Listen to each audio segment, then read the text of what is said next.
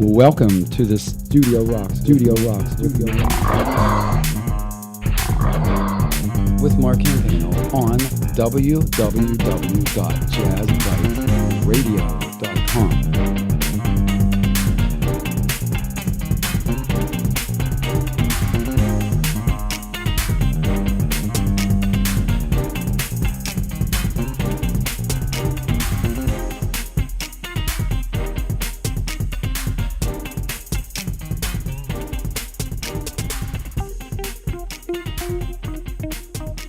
Welcome to my series, Blues, It's More Than a Feeling.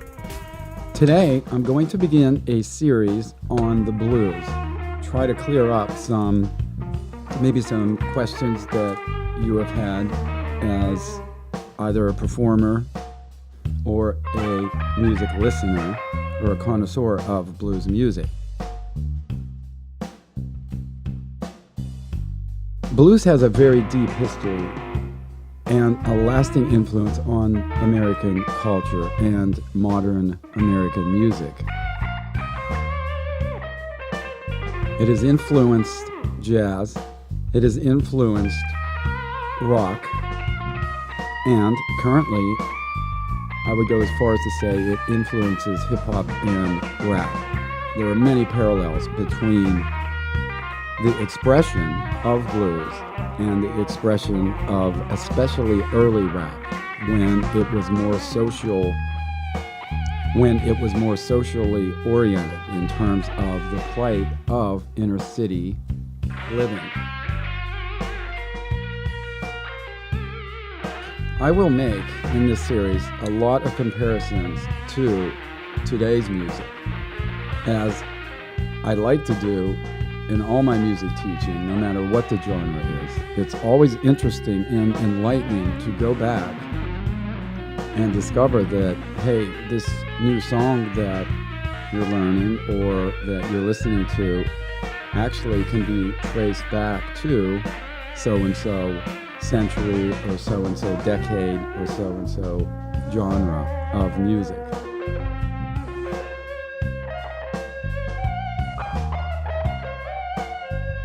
Then music becomes more alive for the performer and the listener. We will use these and this initial show as a launching pad into further discussion, performance, and guests who I will bring in to discuss their take on the blues or how the blues has influenced them.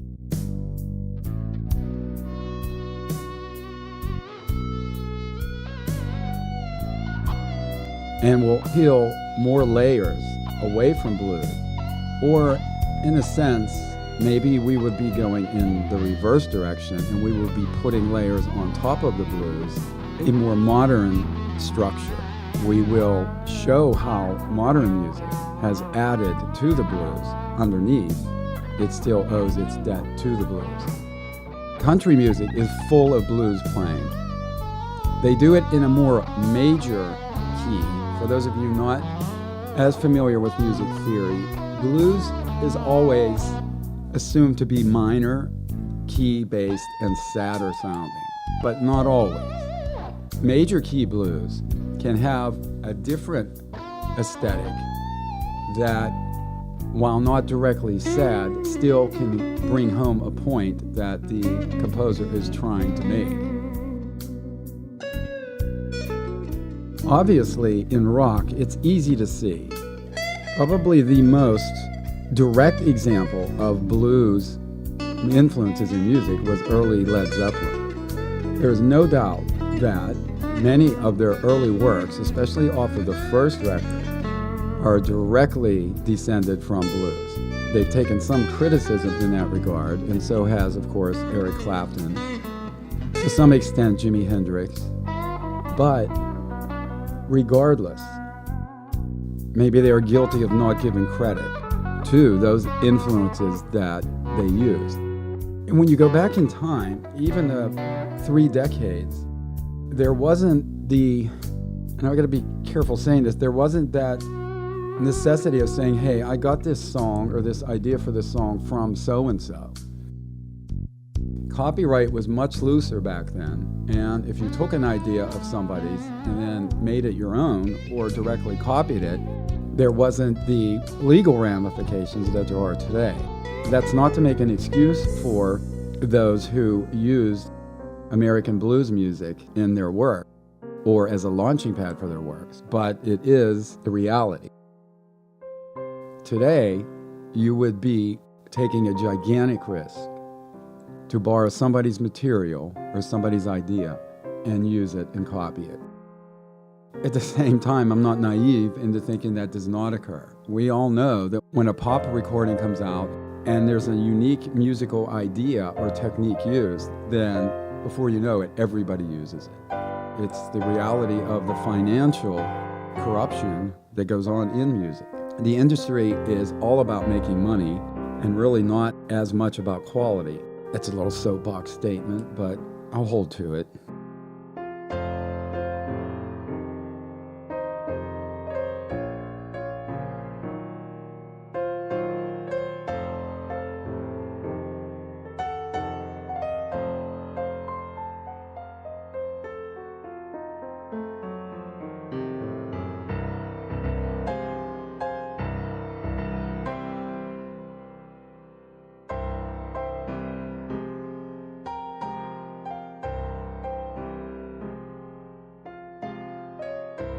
Classical music was directly influenced by the blues. Gershwin's Rhapsody in Blue was obvious blues influenced. As we moved into the early part of the century, blues directly influenced jazz. I'll never forget a quote on a radio show I used to listen to religiously, where the host asked a guest a very simple question, and it was stated, quote, "Blues, fine line or no line," unquote. I'll never forget that because I think it's a little of both. There's definitely a fine line between blues and jazz, but there's also at times no line where jazz took its original foundation and completely scrambled it, as was also done by French composers such as Debussy, who tired and refused to write in the style of the masters, the German style of classical writing. He flatly refused to do it and changed music, as his music was more about ambience and space and not as much about drilling home idea after idea. Debussy himself changed the way music was expressed. And eventually his influence was surely felt in jazz, as Miles Davis and his album Kind of Blue surely had leanings towards a Debussy type of structure, where chords were fewer but were more colorful, for lack of a better term.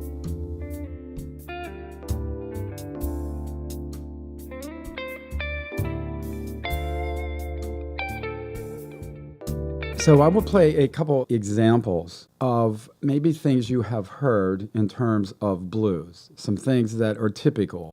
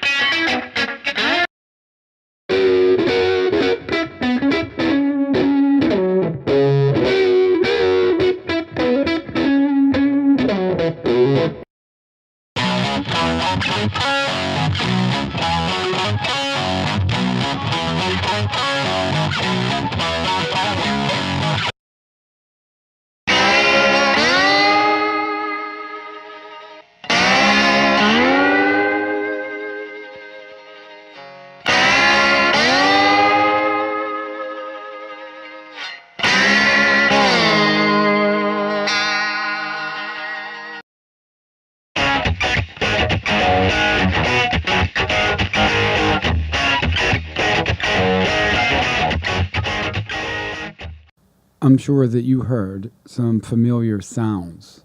Think of them as sounds if you don't have a reference in terms of what you're hearing, and obviously it's the guitar, the leading instrument in blues. You heard some examples of slide guitar, which I will demonstrate for you live in a couple minutes. You heard more of a rock influence blues. You heard of a down home typical electric blues. All these together give you that reference with which to base future listening examples with. I will be playing a lot of examples on the guitar and a lot of examples that are recorded. We will start to reference how this transfer from the very basic beginning acoustic blues up till the present time has occurred, and why so many different genres of music use blues as kind of a foundation, whether it's overt or less obvious.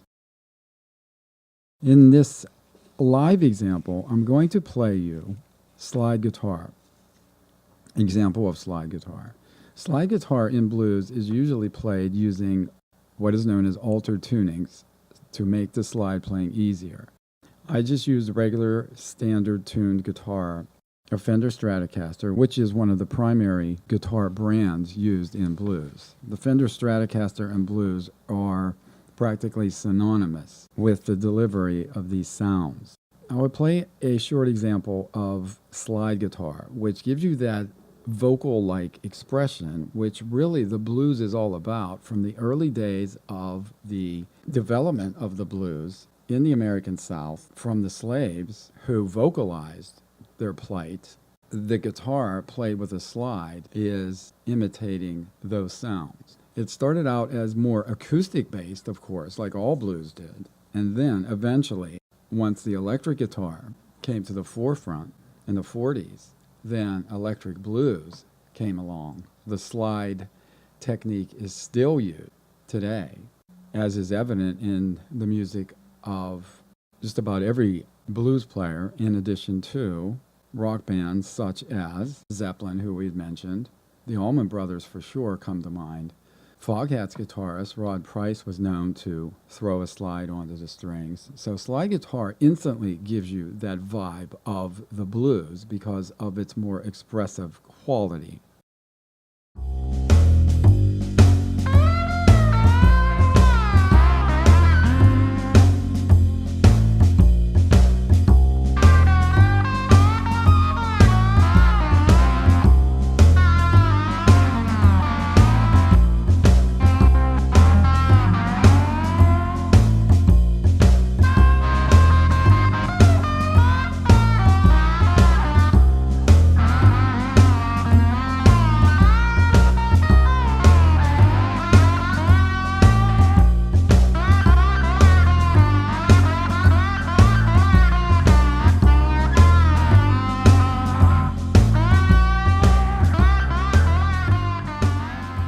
So that was a quick off-the-cuff example of playing slide on the guitar, the electric guitar.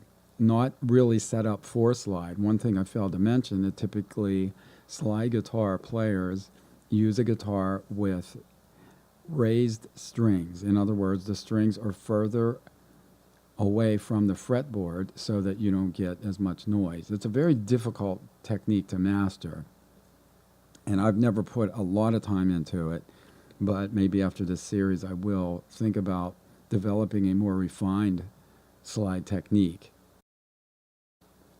The next example will be basically straight up guitar with a slightly overdriven sound, the same Fender Stratocaster I used with the slide, and this time I'm going to do more string bending or stretching. That's when you take a note, play it, push up the string, which raises the pitch and gives you a vocal-like quality. I think what you can see in all of this is the way players try to express the blues in a more vocal way. Therefore, you don't hear as much, and this is a very general statement, believe me, you don't hear as much playing for the sake of technique. There are very fast blues players, of course, but a true blues player would not play fast all the time. He would leave space. He would phrase more than a typical, let's say, electric rock player. And he would be more attentive to the feel within the playing at that present moment, meaning what feelings can you put into the notes? That's the key with blues. It's not just the sound, but the feeling. In these discussions, remember, I am not rolling out other instruments. I just happen to be a guitarist, so my orbit in terms of talking about blues is more guitar-oriented than it is piano or sax.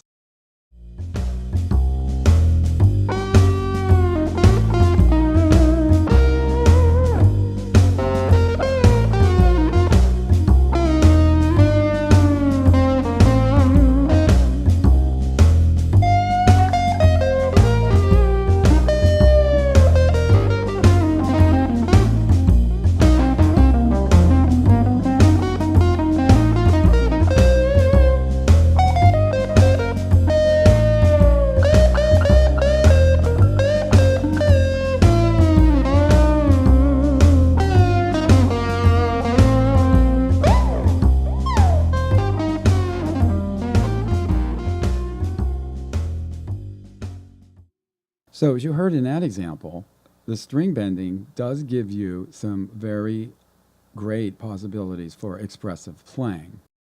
I will go out today and play you a couple tunes that I've recorded that are straight up blues. And you will hear many of the inflections I talked about earlier. You will hear the way the guitar is used in this kind of playing. And both of these pieces are my favorites that I've done in a blues style. The Midnight Blues, which was really a Gary Moore tune, but this is really an instrumental version of the Midnight Blues, is one piece where I just let it out. I used a more, to be honest with you, more metal or heavy metal or heavy rock guitar for that performance. And why I did, I don't even know. It just happened to be there. But it really performed well, or it sounded great on the recording. Then the second piece, I've named it so many things. I think on here it's the Chili Con Carne Blues. I've named it the Butterscotch Blues.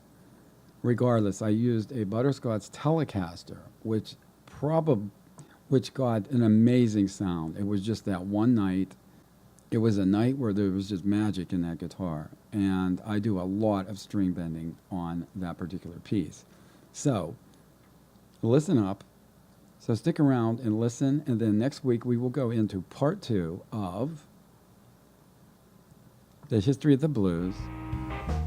It's more than a feeling.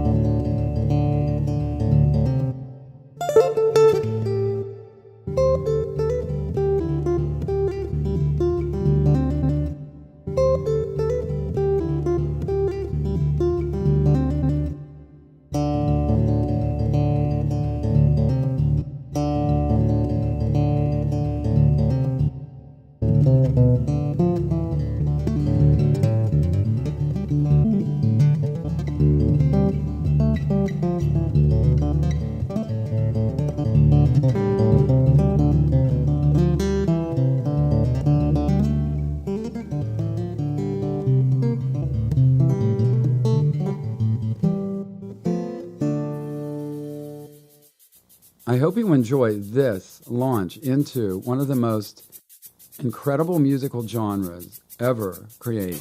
That is the blues.